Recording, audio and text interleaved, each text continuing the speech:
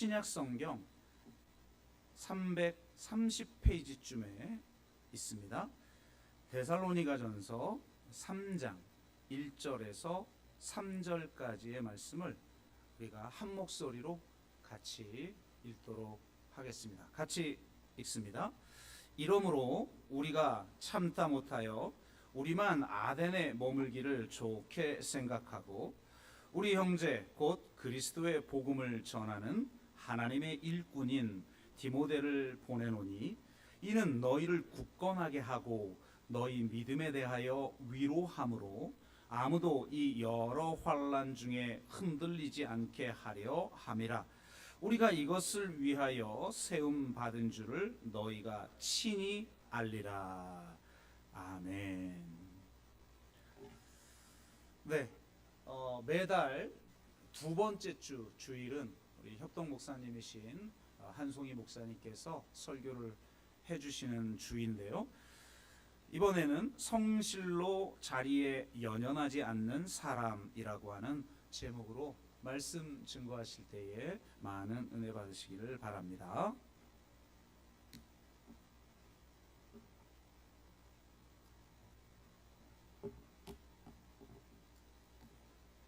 올 한해 제가 여러분들과 함께 같이 말씀을 나누면서 하고 있는 주제는 기억되는 아름다운 사람들입니다. 저희가 지금까지 4명의 인물을 살펴봤는데요. 초대교회 역사 가운데 바울이 큰 영향력을 끼쳤는데 바울 혼자 한 것이 아니라 바울과 동역하는 아름다운 사람들이 있기 때문에 그들을 기억하자라는 의미로 지금까지 2명을 살펴봤습니다. 한 명은 베베라고 하는 여성이었고 한 명은 신라였죠. 그리고 한국교회 초대교회 역사에 있어서도 외국에서 선교사님들이 오셔서 이 땅에 복음을 전하기 위해서 목숨을 바쳐가면서 잘 교회를 세워주셨기 때문에 아름답게 저희가 신앙생활할 수 있는데요. 선교사님들뿐만이 아니라 함께 믿음으로 동역했던 멋진 초대 어떻게 보면 한국 교회의 초기의 믿음의 선배님들이 계십니다. 그래서 역시나 2분을 살펴봤는데요. 로제타 셔우드 선교사 살펴봤고 박성춘이라고 하는 우리 신자에 대해서 지난번에 살펴봤습니다. 오늘은 5번째 인물로 디모데입니다. 이 디모데에 대해서 저희가 어떻게 살펴볼까 묵상하면서 준비하다가 오늘은 자리에 대한 말로 저희가 좀 깊이 묵상해 보려고 합니다. 자리에 대해서 몇 가지 좀 예를 들어가면서 시작을 해보고 싶은데요. 자리에 연연하지 않는 게 얼마나 힘든지 그걸 제가 좀 느껴봤기 때문에 여러분한테 제 간증을 좀 드리도록 하겠습니다. 제 30대 때인데요. 지금보다 젊기도 했지만 그때도 재능을 잘 발휘해서 소위 잘 나가던 때였습니다. 큰 교회에서 제 맡은 역할을 잘 감당을 했죠. 제 재능 중에 하나가 뭔가 공동체를 조직을 빌드업하고 세우고 그 다음에 어떤 목표를 이루기 위해서 전략이나 기획을 잘 짜서 진행하는 거다 보니까 당시에 담임 목사님께서 저에게 어떤 부서를 하나 맡기셨어요. 제가 또 그런 재능이 있으니까 열심히 그 부서를 섬겨서 1년 만에 아주 큰 부흥을 이뤘습니다. 그러면 이제 그곳에서 제가 조금 더 어떻게 보면 제가 목회를 하는 거니까 많은 것들을 누릴 수 있음에도 불구하고 담임 목사님이 이제 제가 그런 재능이 있으니까 또 다른 부서를 1년 만에 다른 곳으로 이동하면서 맡기신 거예요. 그래도 제 재능을 인정해 주시는 거니까 감사하잖아요. 다른 부서로 옮겨서 또 열심히 섬겼습니다. 1년을 또 열심히 해가지고 잘 했죠. 어떻게 됐을까요? 또 다른 부서를 맡기셔서 또 자리를 이동을 했습니다. 한 거의 10년 동안 12번을 이동을 한 것 같아요. 거의 1년에 한 번씩, 때로는 뭐 6개월 만에도 이동을 하기도 했습니다. 물론 저의 재능을 발휘할 수 있어서 좋긴 하지만 이렇게 자리를 자주 이동하게 되면 2가지 단점이 생기는데, 첫 번째는 제가 열심히 노력해서 얻은 결과인 열매를 제가 취할 수 없다라는 겁니다. 굉장히 좋은 일을 저의 후임자가 그 영광을 받는 거죠. 저는 하나도 누리지 못하고 굉장히 속상했고요. 2번째는 저와 함께 같이 일들을 하기 위해서 열심히 애쓴 사람들과 함께 이제 팔로우라고 하잖아요. 저를 함께 따르고 하는 사람들을 좀 모으려고 하면 제가 다른 곳으로 또 이동하고 또 이동하다 보니까 저한테는 사람이 하나도 남질 않는 거예요. 그러다 보니 뭔가 저와 함께 뜻을 하는 사람의 세력이라고 하죠. 그것을 모으기가 굉장히 어려웠습니다. 지금 돌이켜 봐도 마찬가지지만 그 당시에 이해 못하는 경우가 많았는데 자리에 연연할 수밖에 없더라고요. 나 좀 제발 안 옮겼으면 좋겠다. 이런 생각을 했던 경험이 있기 때문에 자리에 연연하지 않는다는 게 얼마나 어려운 일인지 저는 몸소 깨달았습니다. 아마 여러분들도 비슷한 경험이 있으실 거라고 생각을 합니다. 그런데 왜 이렇게 사람들이 자리를 좀 추구하나, 자리를 갈망하나 봤더니요, 자리에는 두 가지의 요소가 있더라고요. 첫 번째, 자리는 곧 지위입니다. 높은 지위에 있을수록 더 많은 힘을 갖게 되고 권력을 갖기 때문에 사람들은 그렇도록 자리를 추구하고 자리를 갈망을 합니다. 그 자리에서 발휘할 수 있는 힘이 굉장히 커지는 것이기 때문에 그 자리를 추구할 수밖에 없습니다.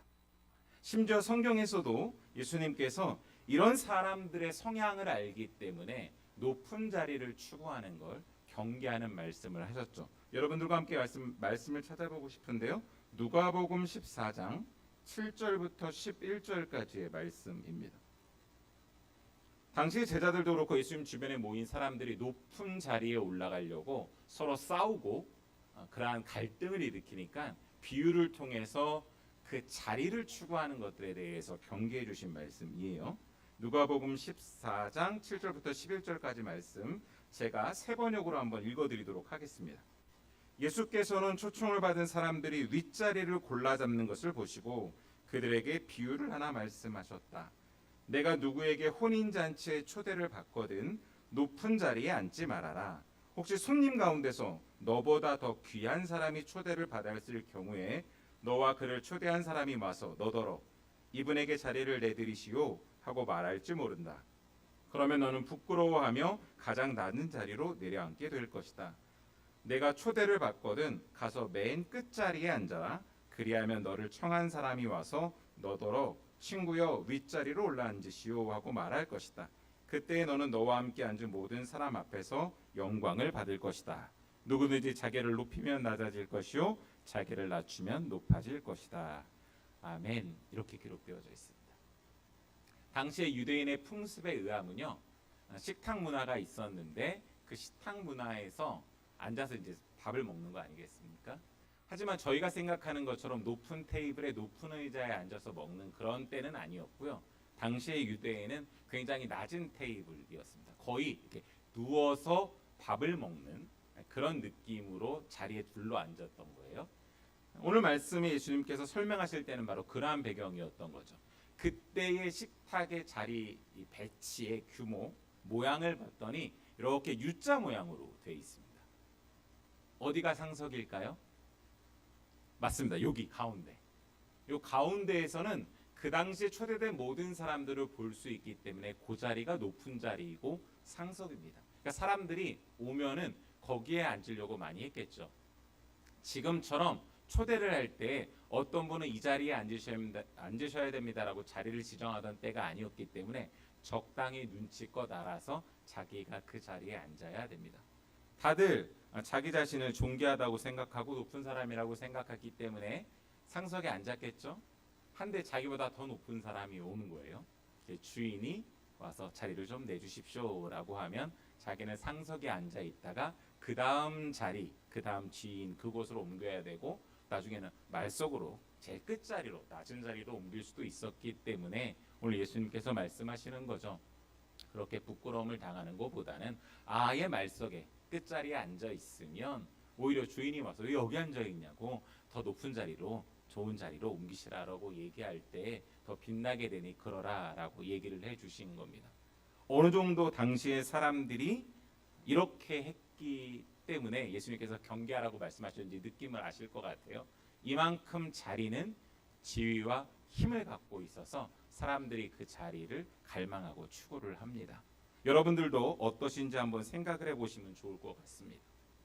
자리에 대해서 또 하나 좀 저희가 생각해 봐야 될 것은 자리에 연연하지 않는다라는 말의 뉘앙스입니다.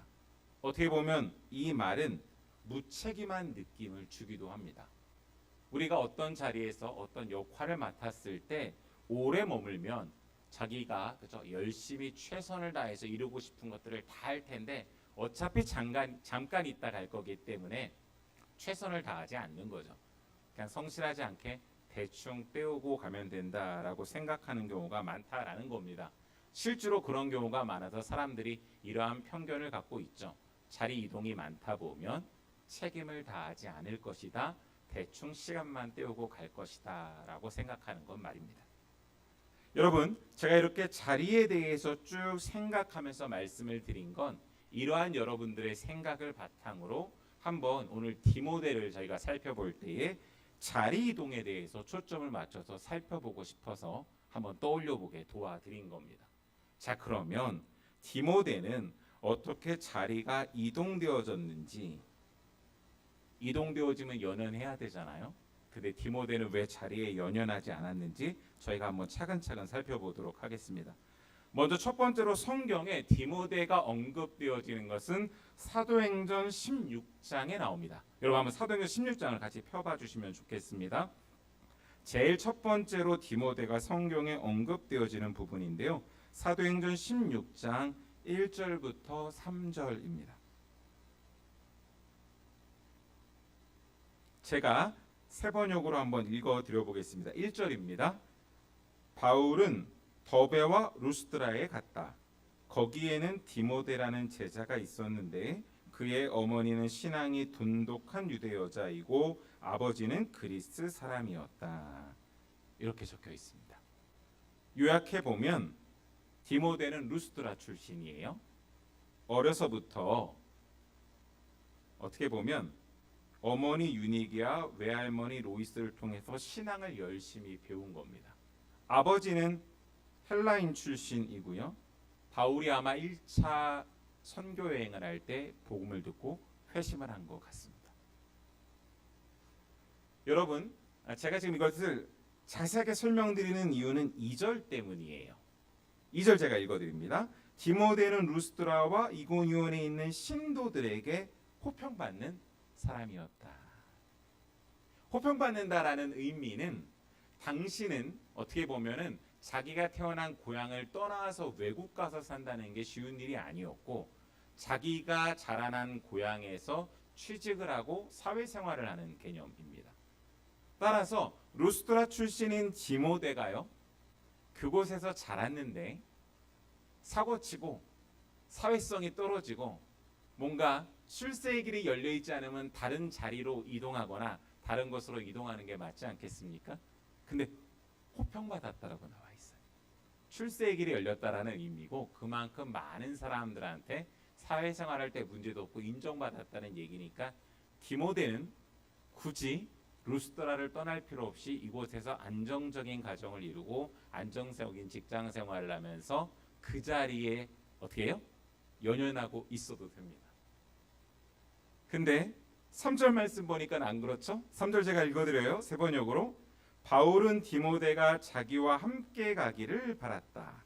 그래서 바울은 그 지방에 사는 유대 사람들을 생각해서 디모데를 데려다가 할례를 행하였다. 그것은 디모데의 아버지가 그리스 사람이라는 것을 그들이 모두 알고 있었기 때문이다. 아멘. 이렇게 적혀 있습니다. 그러니까 디모데가 워낙 재능이 유능하고 좋으니까 바울이 자기 선교 여행에 너무 필요한 파트너라고 생각을 해서 흔히 말하면 그래서 콜링을 한 거죠. 나랑 같이 선교 여행을 가자라고 부른 겁니다. 루스드라에 있어도 되는데 바울이 불러서 자리를 한번 옮깁니다. 여러분 이렇게 옮겼으면 우리도 마찬가지지만 대부분 권유하고 함께하자고 한 사람이 책임져야 되는 거 아니에요, 인생? 근데 두 번째 자리를 또 옮기게 되네요. 여러분 그 다음에 나오는 사도행전 17장에 보면 디모데가 또 이동을 하게 되는 게 나옵니다. 여러분 16장과 17장이에요. 이 기간이 얼마 되지 않습니다. 한참 그 자리에 머물 시간을 준 게 아니라 바로 또 바울이 뭐라고 요청을 합니다. 17장 나중에 집에 가서 한번 꼼꼼히 읽어보십시오. 17장에 보면 사도 바울이 아덴, 다시 말해서 아테네 지역으로 선교를 하러 출발을 할 때 자기가 디모데를 콜링했으니까 데려가야 되지 않겠습니까? 근데 데려가지 않고 신라와 함께 마게도냐에 가서 사역을 하라고 복음 사역에 헌신하라고 디모데를 보냅니다. 이상하죠. 자기가 데려가야 되는데 자기는 지금 아테네로 가야 되니 너희들은 마게도냐에서 신라와 함께 공동으로 열심히 복음을 위해서 사역하라고 보냅니다. 제가 근데 왜 이게 조금 이상하다라고 말씀을 드리냐면 당시에 마게도냐는 어떻게 보면 개척지예요. 복음이 많이 들어가 있지 않아서 여러분 바울이 마게도냐 환상 봤던 거 기억나시죠? 이쪽으로 넘어오라는 환상을 보고 그곳으로 가는 건데 마게도냐에 신라와 디모데를 남겨두는 겁니다. 요즘으로 말하면 개척교회 하는 거나 마찬가지예요. 얼마나 많은 에너지가 들어가겠습니까? 자기의 재능뿐만이 아니라 시간과 모든 것들을 다 투입해야지만 개척지가 그나마 잘 완성되어지고 만들어지지 않겠습니까? 그러니까 디모데는 여기에 혼신의 힘을 쏟았어요. 그러면 거기 좀 놔둬야 되잖아요. 아까 제가 말씀드렸던 것처럼 열심히 했기 때문에 이제 거기서 뭔가 결과물을 보고 누려야 되는데 세 번째 또 자리 이동을 해요. 오늘 저희가 읽었던 데살로니가 전서 3장에 해당되는 바로 이 데살로니가 교회에 여러 가지 문제들이 좀 발생해서 이곳에 바울이 갈 수 없기 때문에 바울 지시에 따라서 단독으로 간 게 누군가 바로 디모데입니다. 아까는 신라랑 함께 갔잖아요. 근데 이번에는 단독으로 혼자 보낸 거예요. 얼마나 또 가서 고생을 했겠어요? 가서 고생을 하는데 단독이라고 말씀드렸는데 요즘으로 말하면 단독 목회를 한 겁니다. 단임 목회를 한 거죠. 제가 저희 예배가 방송에 나가기 때문에 자세한 말씀을 드릴 수는 없지만 예를 하나 이렇게 들어볼게요. 유도영 목사님이 여러분들과 함께 같이 굉장히 고생을 하셔서 이 교회를 세우셨어요. 오랫동안 잘 목회를 하셨습니다. 네, 갑자기 저한테 이 교회를 주시겠다고 한 거예요. 맡아서 단독 목회를 잘하라. 여러분의 눈빛이 별로 밝지 않으신데, 네. 제가 너무 감사하잖아요. 저 아무것도 한 거 없는데 여기에서 단독 목회를 하는 거예요. 고정적으로 월급도 나와요. 우리 귀한 성도님들과 함께 같이 사역할 수 있어요. 너무 행복하지 않겠습니까? 자리에 연연하고 싶지 않아도 연연할 수밖에 없을 것 같아요. 저라면. 데살로니가에 파견받아서 단독 목회를 하고 안정적인 곳이에요. 자기가 그곳에서 문제도 해결하고 잘 해결했다고 사도 바울한테 보고도 했으니까요. 그런데 이 세 번째에서도 또 자리를 이동해서 네 번째 자리 이동이 생깁니다. 사도행전 18장 5절에 나와요. 데살로니가 후서에도 이 말씀이 기록되어 있는데요. 바울이 고린도 교회로 넘어가는데 그 고린도 교회에 합류해서 계속해서 바울을 뭐라고 표현하고 있냐면 수종들더라라고 표현합니다.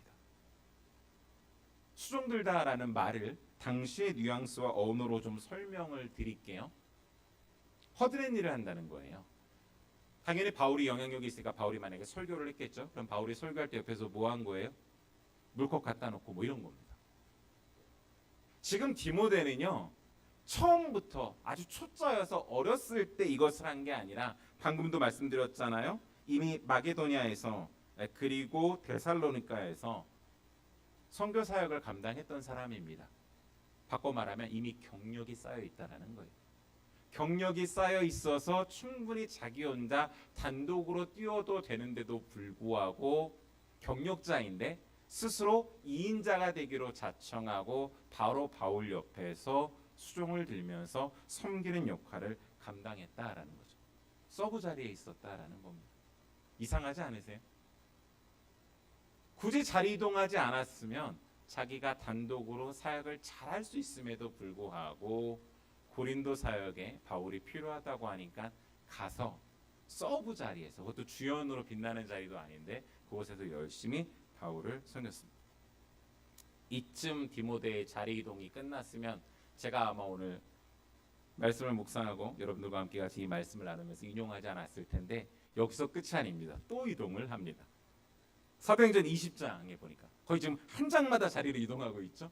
20장 4절에 봤더니 다섯 번째 자리를 이동하고 있는데요. 바울이 3차 선교 여행을 마치고 이제 예루살렘으로 귀향을 하게 됩니다. 근데 그 예루살렘으로 귀향하는 자리에 함께 동행을 해요. 이미 능력도 발휘하고 또 실력도 있고 재능도 있는 디모데가 자기가 또 따로 뛸 수도 있음에도 불구하고 이미 모든 선교 여행이 끝났는데 고향으로 간다는데 예루살렘으로 귀향을 한다는데 거기에 디모데가 동행을 합니다. 안 가도 되는 자리인데 같이 동행을 한 거죠. 5번째 자리까지 말씀드렸어요. 근데 여기서 끝이 아니라 6번째 자리 이동을 또 합니다. 디모데 후서에 이 말씀은 잘 언급되고 있는데요. 바울이 예루살렘으로 갔다가 로마에 압송되어져서 로마 감옥에 갇히게 됩니다. 그 감옥에 갇힌 중에 바울이 디모데에게 보내는 편지를 써요. 이게 여러분 디모데 후서 내용인데 이 편지를 두기고가 디모데에게 전달합니다. 근데 얼마나 디모데를 아꼈는지 자기가 디모데를 사랑하고 아끼는 내용들을 쭉 그 편지 내용에 적혀 있는데 이 서신을 받아든 거예요. 이때 디모데는 어디에 있었냐면 에베소 교회에서 아주 잘 에베소 교회를 맡아서 단독 목회를 하고 있었습니다. 에베소 교회에서 아주 잘하고 있었어요. 근데 이 편지를 받은 디모데가 어디로 갈까요? 어떻게 보면 면회를 하러 감옥에 갇혀 있는 로마의 그 감옥에 갇혀 있는 바울을 만나러 갑니다. 자리 이동을 또 하게 돼요. 성경학자들의 연구에 의하면 아주 정확한 기록은 아니지만 이때 디모데도 함께 감옥에 갇혔을 거다라고 추정을 하고 있었습니다. 7번째 자리 이동이죠. 그냥 에베소에서 계속 머물렀으면 굳이 추억되거나 잡히지 않았을 텐데 잡히게 돼서 어떻게 됐느냐라는 겁니다. 64세 나이로 그러니까 AD 90년에 바울이 죽고 난 이후에 도미티아누스 황제 박해 때 디모데도 죽게 됩니다. 바로 순교의 자리까지 또 이동을 하게 되는 것이죠. 지금까지 총 몇 번의 자리를 이동했어요? 7번의 자리를 이동을 했습니다. 자리에 연연했었으면 이동하지 않았을 디모데가 왜 이렇게 이동을 했느냐라는 것이죠. 여러분, 저희가 오늘 같이 묵상할 부분은 이 부분입니다. 도대체 디모데는 어떤 사람이었길래 이렇게 자리에 연연하지 않고 옮길 수 있었을까? 저라면 도저히 못했을 것 같은 그 일을 한 디모데가 어떻게 그럴 수 있었는지 여러분과 제가 오늘 함께 같이 읽었던 말씀에 저희가 힌트를 좀 얻어서 살펴볼 수 있습니다. 데살로니가 전서 3장 2절 뒷부분부터 3절까지를 한번 제가 읽어봐 드릴게요. 세 번역으로 읽어 드립니다. 디모데가 여러분을 굳건하게 하고 여러분의 믿음을 격려하여 아무도 이러한 온갖 환난 가운데서 흔들리지 않게 하려는 것입니다. 여러분도 아는 대로 우리는 이런 환난을 당하게 되어 있습니다.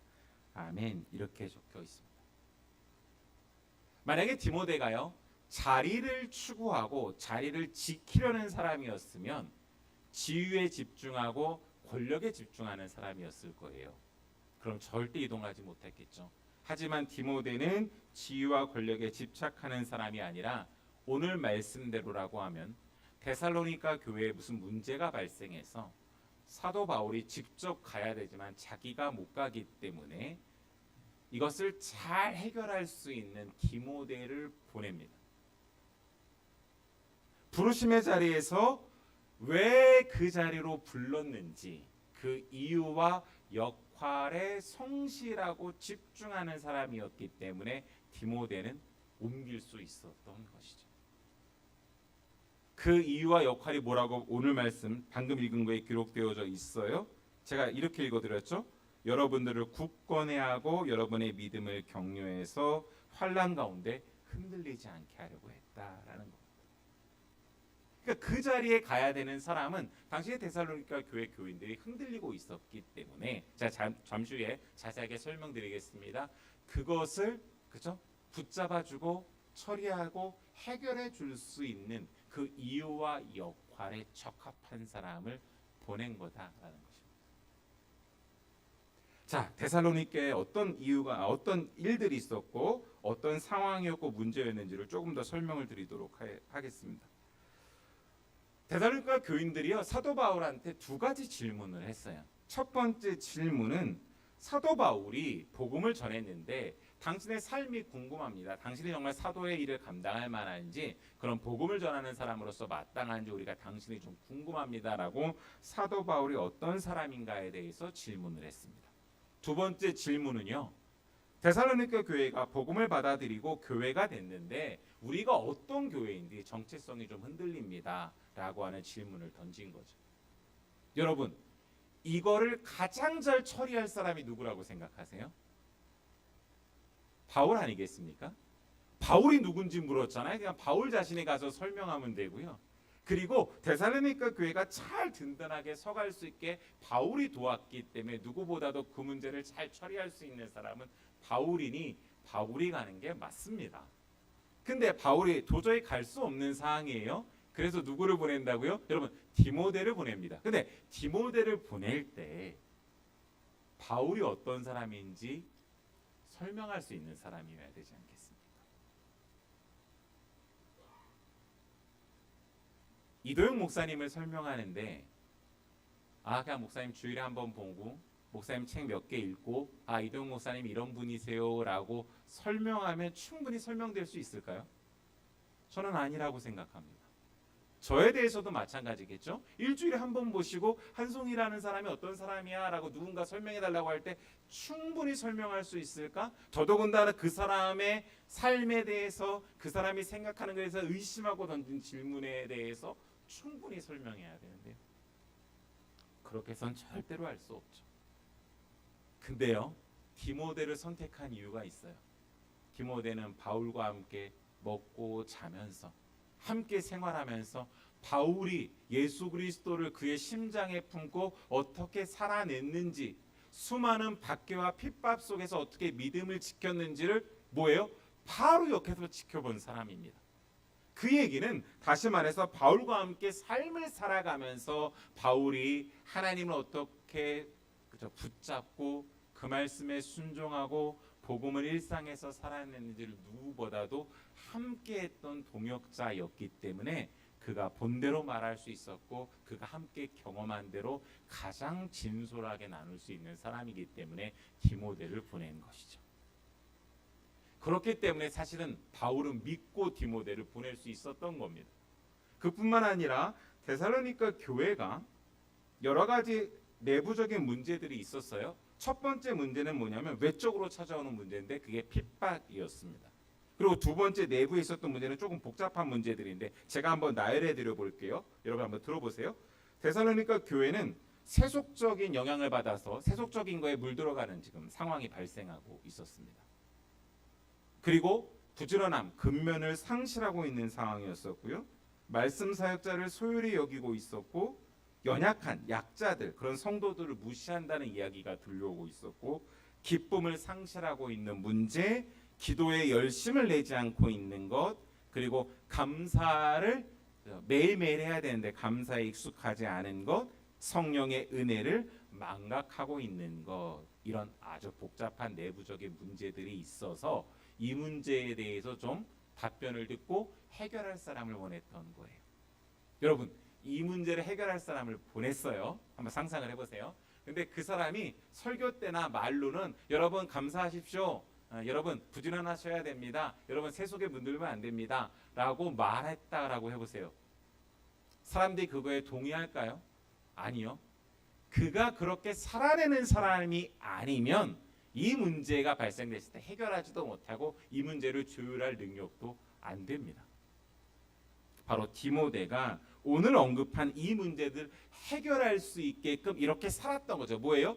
그는 매일 감사하는 사람이었고 기도에 그죠? 힘을 다했던 사람이고 누구보다도 부지런한 사람이었고 누구보다 그죠? 기뻤던 사람이었고 누구보다도 연약한 성도들을 무시하지 않고 세우고 섬기는 사람이었고 이런 일들을 했기 때문에 그가 가서 데살로니가 교회에 많은 문제들에 대해서 조정하고 조율하고 일을 처리했던 것이죠. 실제로 데살로니가전서 3장 6절에서 10절에 보면 그가 이 문제를 잘 처리하고 해결하고 보고했던 내용들이 기록되어져 있습니다.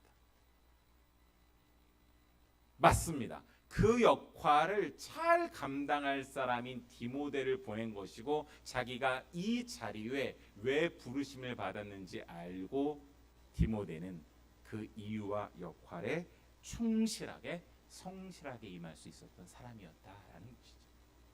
단순히 바울과 친분이 있기 때문에 보낸 것도 아니고 그리고 거기서 보내서 잘 처리했기 때문에 디모데는 거기에만 집중한 거예요. 이유와 역할에 대해서. 그걸 다 끝냈으니 돌아올 수밖에 없었던 거죠. 그 자리에 연연해서 자기의 뭔가의 세력을 만들고 다른 거를 꿍꿍이를 꾸지 않았다라는 것입니다.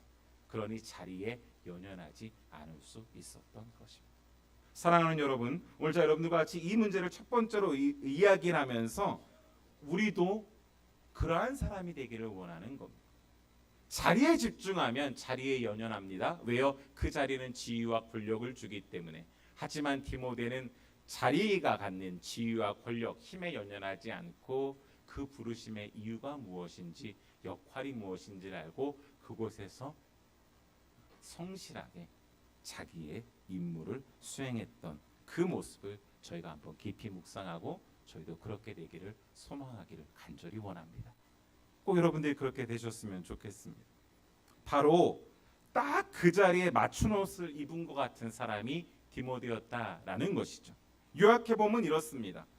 디모데는 자기가 서 있는 자리가 어떠한 이유 때문에 부르셨고 어떠한 역할이었는지를 깨달으면서 기억하면서 그 자리에 서 있었다라는 것입니다.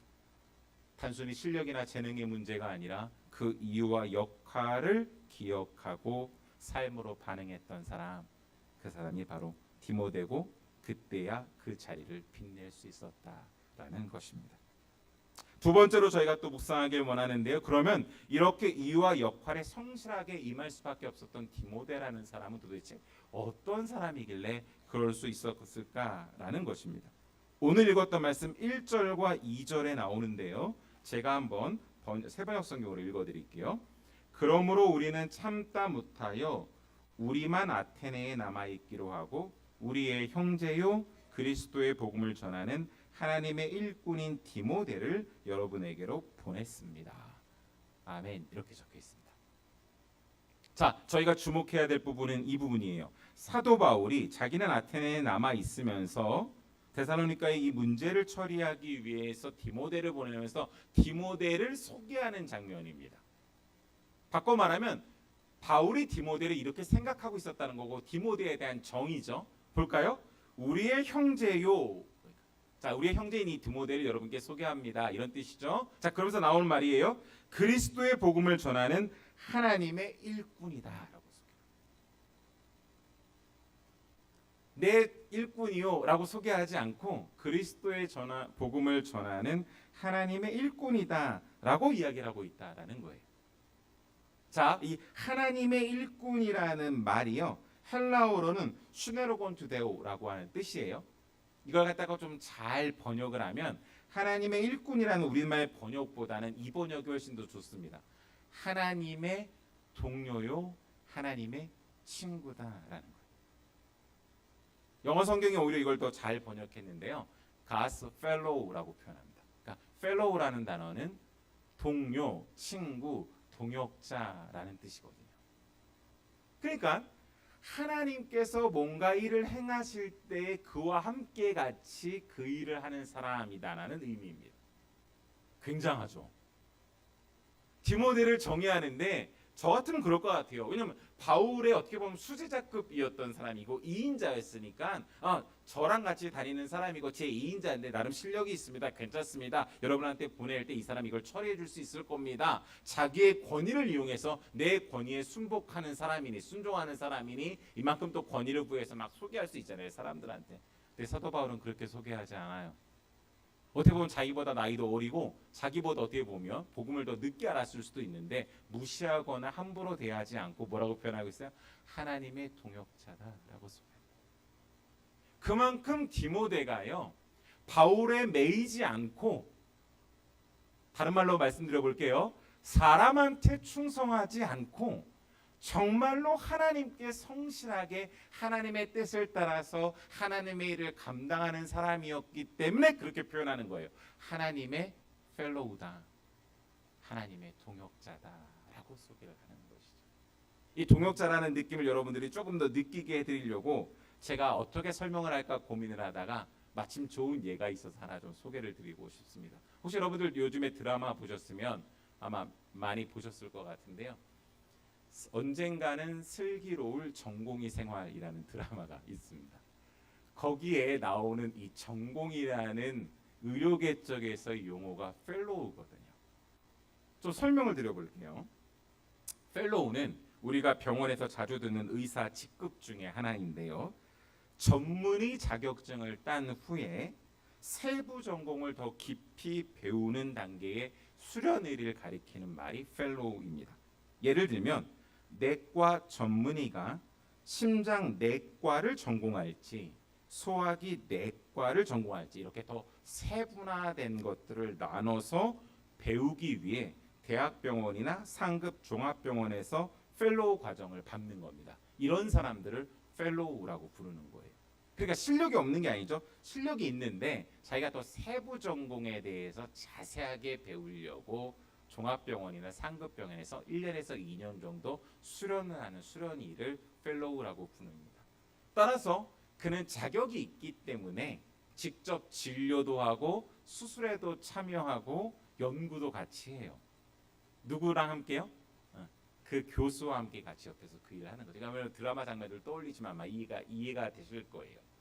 그러니까 실제로 그죠? 교수가 수술하다가 이 사람한테 맡겨요. 이거 네가 집도하라고 맡기는 겁니다. 왜요? 그가 실력이 있기 때문에 그런 거죠. 그래서 수술도 하고 진료도 하고 연구도 함께 같이 합니다. 의학 체계를 보면 의대를 졸업하고 난 다음에 인턴 1년을 거치고요. 레지던트 3, 4년을 거치고 전문의 시험에 합격을 해야만 펠로우 방금 말씀드린 1년 과정을 거치고 그 다음이 교수로 임명되어지는 이런 과정을 거치게 됩니다. 그러니까 펠로우라고 할 때는 어떻게 보면 한마디로 요약하면 실력이 있어요. 자기가 진료도 하고 다 할 수 있습니다. 그런데 뭔가 더 세부적인 걸 잘 전공을 하려고 수련을 하는 과정이다라는 뜻이죠. 그러니 오늘 방금 말씀드린 바울이 디모데를 가리켜서 하나님의 펠로우, 하나님의 동역자라고 말하는 건 하나님께서 하나님의 놀라운 뜻을 이 땅에 펼치시려고 하는데 함께하는 수련이 정도라고 생각하시면 좋을 것 같아요. 그가 실력이 없는 게 아니죠. 그런데 단지 뭐예요? 그가 복음을 살아내는 세부 전공이 어떤지를 더 촘촘하게 배우는 때다라는 겁니다. 뭐 예를 들면 이런 게겠죠.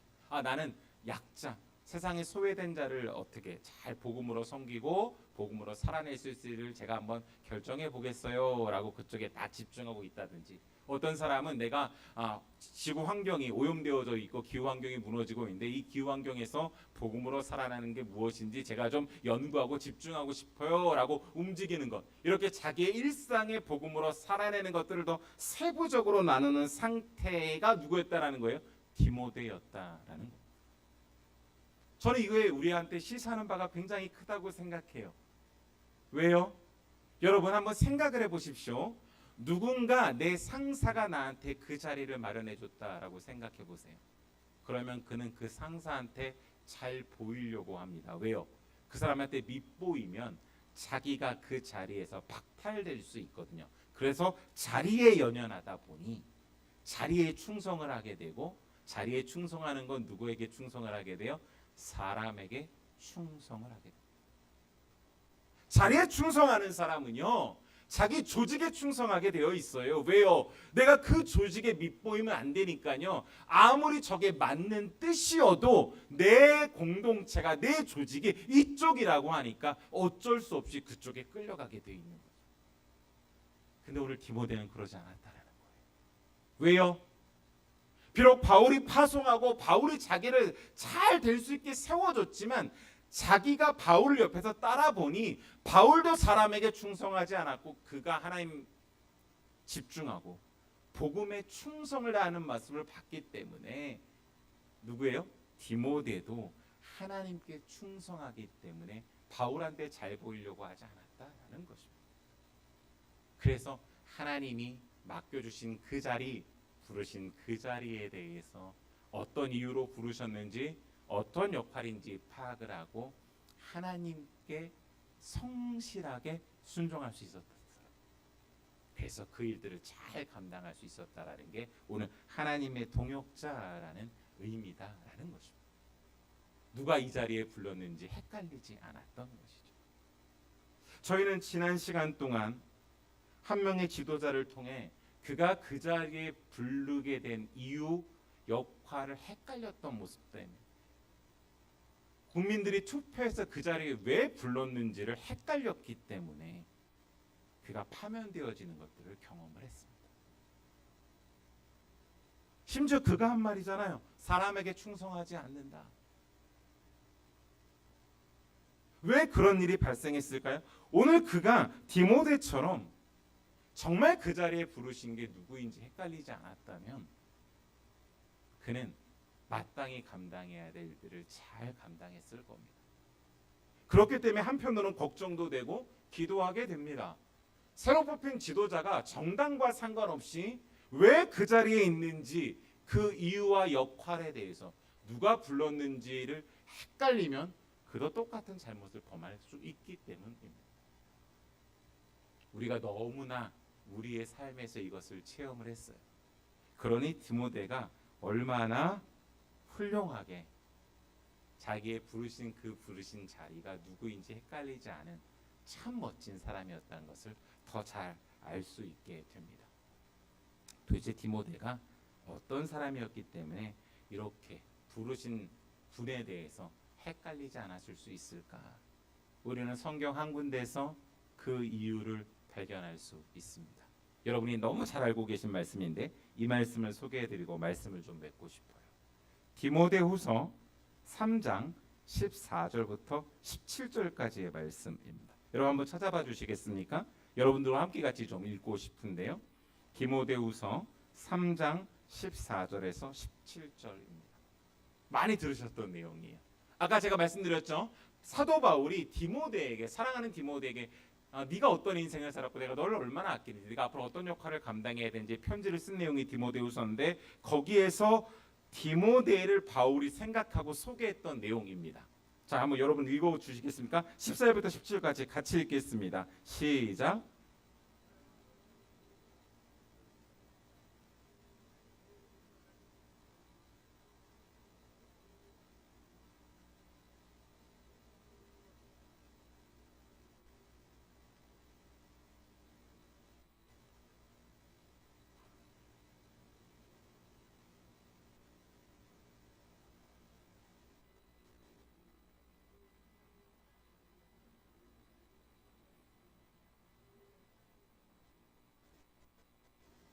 아멘. 제가 세 번역으로 다시 읽어드릴게요. 왜냐하면 세 번역 느낌이 훨씬 확 와닿으실 거예요. 그대는 여기서 그대는 디모데를 가리킵니다. 그대가 배워서 굳게 믿는 그 진리 안에 머무십시오. 그대는 그것을 누구에서 배웠는지를 알고 있습니다. 그대는 어려서부터 성경을 알고 있습니다. 성경은 그리스도 예수를 믿는 믿음으로 말미암아 그대에게 구원에 이르는 지혜를 줄 수 있습니다. 모든 성경은 하나님의 영감으로 된 것으로서 교훈과 책망과 바르게 함과 의로 교육하기에 유익합니다. 성경은 하나님의 사람을 유능하게 하고 그에게 온갖 선한 일을 할 수 있게 하는 것입니다. 아멘. 여러분, 디모데가 그렇게 헷갈리지 않고 부르신 자리에서 성실할 수 있었던 이유는 어려서부터 뭐예요? 하나님께서 쓰여주신 하나님의 감동으로 쓰여진 이 성경 하나님의 말씀에 젖어 살았던 사람이다라는 뜻입니다. 그러다 보니 하나님의 의도와 방향이 무엇인지 하나님이 그 자리에서 진짜로 원하시는 생각이 무엇인지를 생각하고 묵상하면서 그것을 실천하면서 살아냈던 사람이었기 때문에 그가 고린도에 가든 데살로니가에 가든 그렇죠? 에베소에 가든 어느 장소 어느 자리에 가든 그곳에서 부른 사람에게 순종하지 않고 하나님이 이 자리에 부르신 뜻이 이거겠구나. 여기서 정말 원하시는 삶의 방향은 이거겠구나를 알고 어떻게 해요? 그 말씀을 붙잡았기 때문에 유능하게 온갖 하나님께서 원하시는 선한 일을 할 수 있었다라고 바울이 디모데를 인정하고 있는 것입니다. 그러니 여러분, 하나님의 말씀에 사로잡혀서 그 말씀의 일상에 살아내는 연습을 한 사람은요, 그가 어느 자리에 가든 그곳에서 마땅히 해야 될 일을 감당하며 그곳이 빛나게 하고 하나님의 뜻이 이루어지게 할 줄 믿습니다. 전 여러분들이 그런 사람 되시기를 소망하고 저도 그런 사람이 되기를 간절히 소망합니다. 말씀을 정리합니다. 성경학자들의 연구에 의하면요, 디모데는요 몸이 약한 사람이었답니다. 그리고 소심했던 사람이라고 추측을 해요. 몸이 약하고 소심한 사람에게 잦은 자리 변경, 이동은 몸도 마음도 그리고 관계까지 힘들게 했을 수도 있습니다. 그럼에도 불구하고 이런 조건과 상황에서도 디모데는 흔들리지 않고 그가 간 자리에서 마땅히 감당해야 될 역할을 감당하면서 하나님을 빛나게 영화롭게 할 수 있었죠. 디모데 이름 뜻이 뭔지 여러분 혹시 아세요? 제가 말씀드릴게요. 디모데의 이름은요, 하나님을 공경하는 자, 하나님을 영화롭게 하는 자라고 합니다. 그는 인생에 부르시는 어떠한 자리에서 살아가든 그의 이름처럼 부르신 이가 하나님인 것을 기억하고 그 이유와 역할에 대해서 성실했던 사람입니다. 그의 성실은 하나님을 향한 성실이었고 하나님께 성실했습니다. 사람에게 충성하지도 조직에게도 충성하지 않고 오직 하나님께 성실하면서 삶의 어떤 자리에 있든 그곳에서 연연하지 않고 하나님께서 원하시는 바 그 뜻을 이루었던 그 한 사람인 디모데처럼 저와 여러분도 오늘날 우리가 부르신 자리가 가정이든 직장이든 그 어느 곳이든 그곳에서 하나님께 성실함으로 마땅히 감당해야 될 일을 감당하는 저와 여러분 되시길 간절히 축복합니다. 꼭 그렇게 되셨으면 좋겠습니다. 그런 의미에서 함께 제가 찬양을 준비했는데요, 여러분들과 함께 부르고 싶습니다. 주시는 이도 거두시는 이도라는 찬양인데 아마 오늘 처음 들어보시는 분도 있으실 텐데 우리 찬양팀과 함께 같이 부르고 여러분들과 함께 같이 부르고 싶습니다. 이 찬양 고백하면서 하나님, 제가 지금 삶의 어느 자리에 있든 이 자리에 부르신 분이 주신 것도 하나님이고 거두시는 것도 하나님이시니 제가 하나님의 뜻에 따라 하나님의 말씀 안에서 잘 살아내고 감당하길 원합니다. 나에게 은혜를 주시고 붙잡아 주옵소서. 이런 의미로 이 찬양께 고백하길 원합니다. 우리 찬양팀이 먼저 여러분께 불러드리겠습니다. 주시는 이도 거두시는 이도 하나님이십니다.